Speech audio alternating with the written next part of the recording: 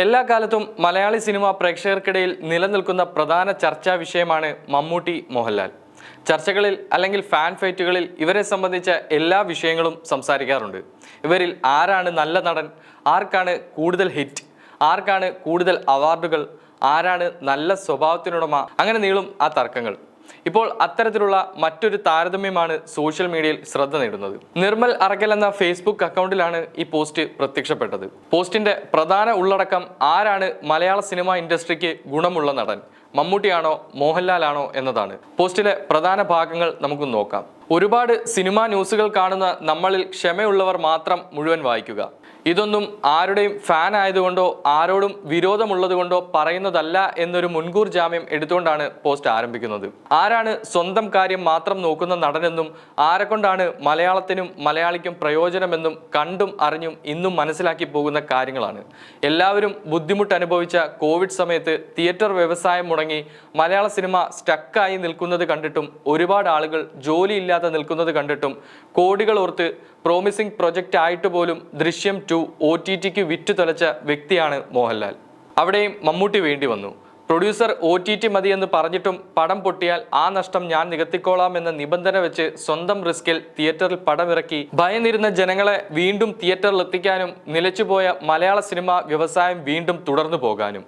ഒന്നുകൂടി വ്യക്തമായി പറഞ്ഞാൽ, കഴിഞ്ഞ അരപ്പതിറ്റാണ്ടായി മലയാളികൾക്ക് പുതുമയുള്ള ചിത്രങ്ങൾ വേണമെന്നോ വേറിട്ട സിനിമാ അനുഭവങ്ങൾ മലയാളികളും എക്സ്പീരിയൻസ് ചെയ്യണമെന്നോ മലയാള സിനിമയിൽ ക്വാളിറ്റിയുള്ള ചിത്രങ്ങൾ വരണമെന്നോ മികച്ച അഭിനയ മുഹൂർത്തങ്ങൾ സ്വന്തം ഇൻഡസ്ട്രിയിലുള്ള പ്രേക്ഷകർക്ക് നൽകണമെന്നോ ചിന്തിക്കാതെ മുകളിൽ പറഞ്ഞ പോലെ തന്നെ കോടികളുടെ ലാഭവും കോടിക്കണക്കുകളുടെ ആഡംബരവും മാത്രം സ്വപ്നം കണ്ട് മലയാളി പ്രേക്ഷകരെ ഒരിക്കൽ പോലും ചിന്തിക്കാതെ പടങ്ങൾ ഇറക്കിയ വ്യക്തിയാണ് നമ്മൾ ലാലേട്ടൻ എന്ന് സ്നേഹത്തോടെ വിളിക്കുന്ന മോഹൻലാൽ.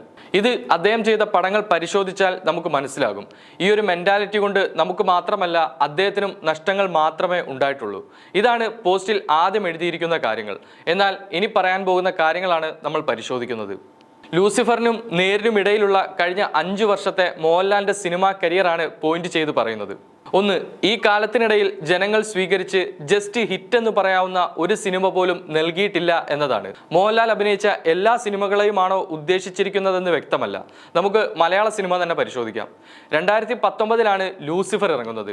അതിനുശേഷം മോഹൻലാലിൻ്റെതായി തിയേറ്ററിൽ റിലീസ് ചെയ്ത മലയാള സിനിമകൾ ആ വർഷം തന്നെയുള്ള Ittymaani, made in China, 2020 big brother, 2021 Marakkar, അറബിക്കടലിന്റെ സിംഹം, 2022 ആറാട്ട്, മോൺസ്റ്റർ, 2023 എലോൺ എന്നിവയാണ്.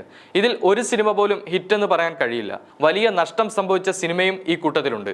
ഇനി നമുക്ക് മോഹൻലാൽ ഈ കാലഘട്ടത്തിനിടയിൽ അഭിനയിച്ച അന്യഭാഷാ സിനിമകളും OTT സിനിമകളും കൂടി പരിശോധിക്കാം.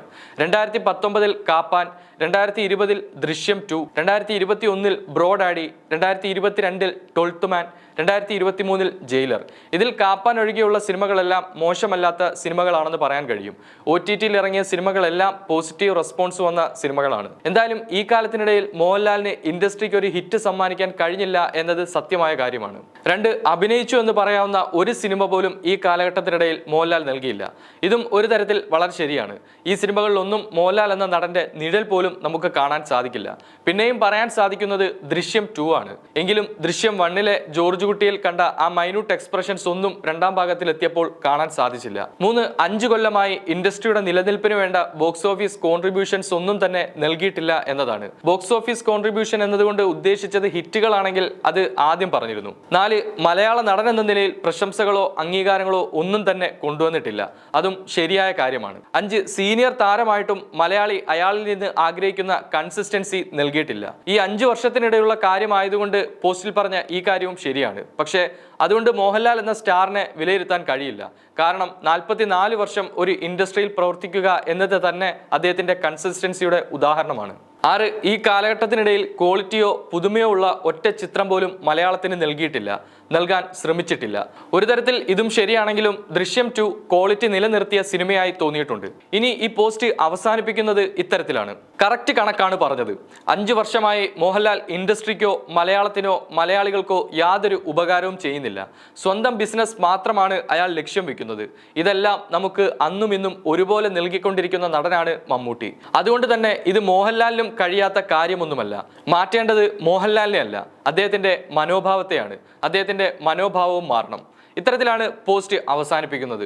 പോസ്റ്റിൽ പറഞ്ഞ കണക്കുകളൊക്കെ ഏകദേശം ശരിയാണ്, എന്നാൽ സ്വന്തം ബിസിനസ് മാത്രം ലക്ഷ്യം വെക്കുന്നു എന്ന് പറയുന്നതിനോട് യോജിപ്പില്ല. സ്ക്രിപ്റ്റിന്റെ സെലക്ഷനിൽ വരുന്ന പിഴവുകളാണ് മോഹൻലാലിന്റെ പ്രശ്നമെന്ന് എല്ലാവർക്കും വ്യക്തമാണ്. അതിന്റെ ഉദാഹരണമാണ് നേർ എന്ന സിനിമ.